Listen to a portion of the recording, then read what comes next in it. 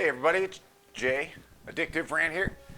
A lot of stuff's been bothering me lately, so I'm going to tell you all about it. I know I walk around a lot, and it's probably hard for Eric to follow me, but get used to it. People have a lot of energy.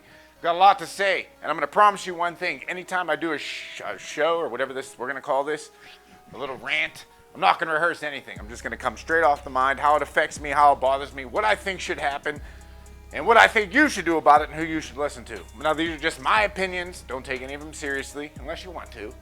I'm not an idiot. I'm a recovering heroin addict. Well, I'm a recovering garbage can. I've done all the drugs you can imagine. I've been sober for a long time now. I help a lot of people.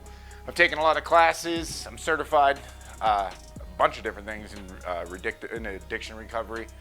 But I don't want to make it just about that. I want to make it about the people that are making a difference today. Like my heroes of today, and I used to talk crap on them, I'm going to admit that. And I want to swear, but then I don't know what will happen if I swear. I don't want to get thrown off YouTube. But anyway, my heroes of today are the Millennials, because those people, those adults, those great young adults are making a giant difference. They're out there busting their butts, risking their lives, their health, their safety, because we got nutso cops in this country, and I got stories about that. So anyways, these people, these young adults are out there changing the world.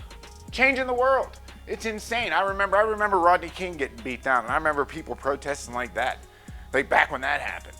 And it's nothing like it is today, man. Nothing. These people, I can't believe it. And I'm so proud of you guys, like so proud. And I can't tweet enough, and I can't defend you enough, and I'm so proud of you. Keep going.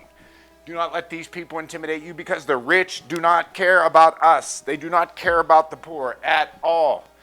When's the last time you saw a rich person get beat down by the cops? Me neither, never. You don't see it. It's the poor people, it's the black people, it's the brown people, it's the people that are the underdogs that get beat down in this country. But we are the ones that make this country go around. And that's important. We need to be appreciated, and these millennials are going to bat for us Generation Xers. Like, they're going to bat, and I'm sure there's Generation Xers out there, and I'm going to Washington, D.C. actually tomorrow with my buddy Eric, who's filming all this, and we're going to shoot a couple live scenes down there and see what's going on, and just to support these people that are doing it. Like, it's crazy. Like, I spent a lot of years just like lost because I was a drug addict on the street, rehabs, different states, just all over the place, man. Just living a crappy life, thieving, stealing, all kind of stuff. And I've changed my life, man. And I've been thinking for so long, what can I do to give back to people? To help people. And people have always told me, Jay, you got to do a YouTube channel, you got to do a podcast, you got to do something, because you have something that can help other people. And that's experience, and that's compassion. Because I know where you're at all the time. Even if you're not an addict or an alcoholic and you just want to listen to me, I can teach you about, if you have someone or you know someone that's an alcoholic or an addict and they're struggling, and I can teach you what to do. I'll show you how to help them, show you how not to enable them, and show you how to keep them alive so they don't die. Anyways, let's get back to the millennials and the whole protesting and the cop thing.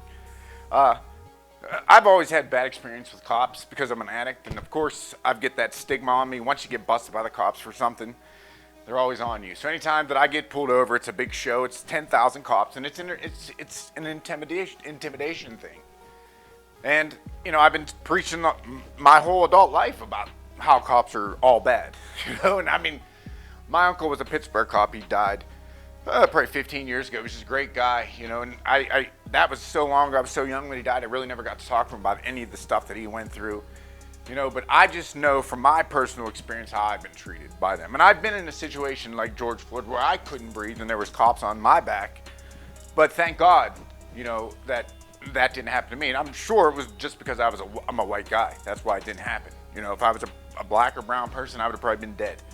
But they did that to me, and I said the same words he said. I can't breathe. I remember that, and that stuck with me. And that was like the first time I ever dealt with cops, and that was something that just stuck with me. And that animosity, I carried it and carried it and carried it, and I still, anytime now, and I haven't been in trouble in years, over a decade, and still, if I get pulled over today, I get harassed because they like to keep that stuff on your record because they like to keep you down. They don't want to let you back up. So they like to keep you down there because they extort you. I mean, I was on probation, and I had stolen a credit card, and I stole $1,200, and I ended up paying back $5,000 to the system, which is insane because I was on probation for 2 years, never violated anything.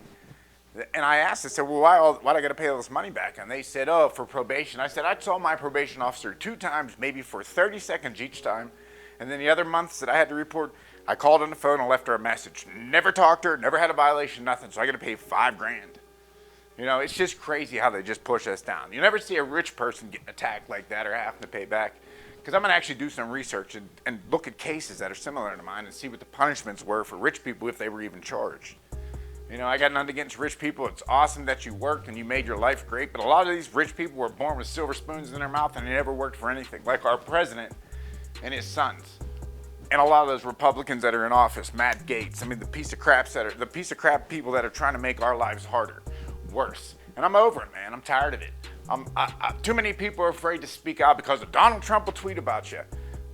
Come on, man. Come on. This country, I mean, it's about equal rights. All men are created equal. I wish that was the truth, you know, but it says it in the Constitution, but it's so far from the truth. And I'm so glad these millennials are out there fighting for that. Do not give up. Keep fighting because nothing's going to change if nothing changes.